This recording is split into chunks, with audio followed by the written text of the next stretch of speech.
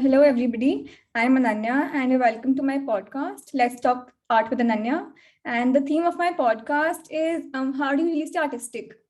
So, for our guest today, we have Smriti Ghosh, a self taught artist, painting since childhood. She likes to paint human figures and still life, and human emotions and their various moods fascinate her the most. So, I have some questions for you, and I would love to hear your answers for them. So my first question is, how and when did you realize that art was really your calling and you wanted to do something in this field? Uh, my name is Smriti Ghosh. First, I introduce myself. I want to introduce myself. My name is Smriti Ghosh. I am a professional artist. I am from Kolkata. So I started to learn painting when I was in preparatory. Since childhood, I loved painting more than anything else. My childhood art teacher used to conduct painting competition every year. So I was very much inspired from my childhood art teacher when I was in 6th standard. But after a few years, I couldn't continue my painting due to my studies. Even I couldn't pursue painting as my career because of my family pressure. Hence, I completed my master's in literature. Then I got married in 2011. After 2 years, I was blessed with a baby. And I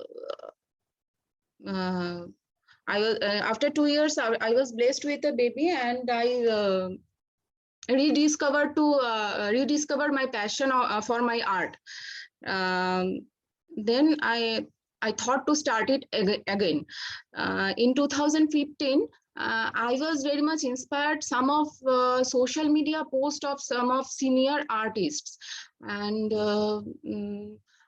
then I started my journey to become a professional artist, and which is now continue. Yeah, that's great. So, like you mentioned that you love painting. And now my family. One thing is now my family support me. Now my family has been very supportive toward my art, and they encourages me always now. No, that's great.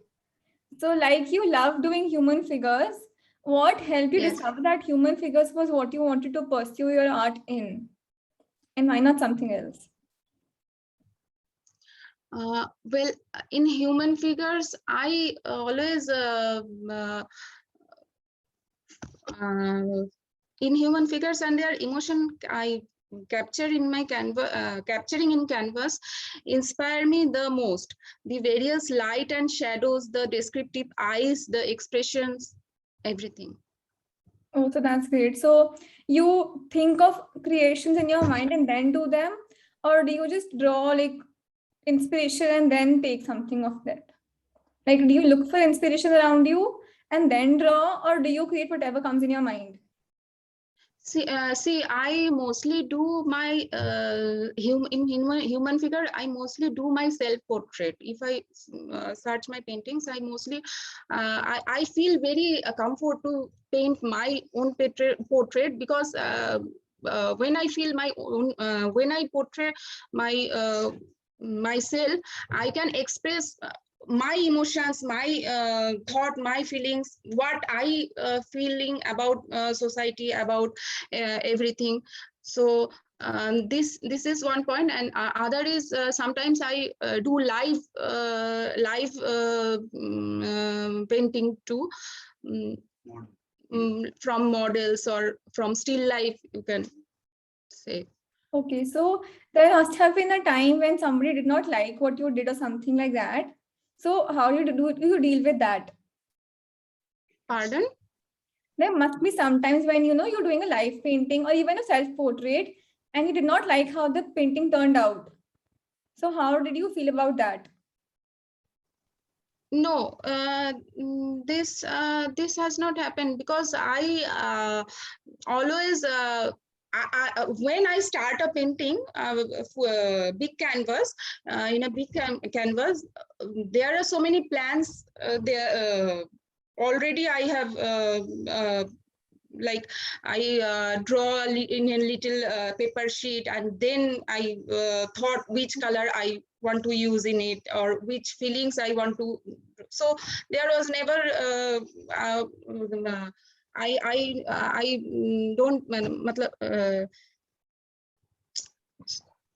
I never felt anything to express my feelings in canvas. I never feel any problems. Oh, so that's great. And then what would you say your definition of a successful art piece, of a successful artist is? Like everybody has their own definitions and their own opinions. So what is your definition of that? Okay, to me, a work of art is successful in many ways. Firstly, whatever I conceive in my thoughts, if I can portray exactly the same in canvas and convey my feelings to the viewer, the work is successful.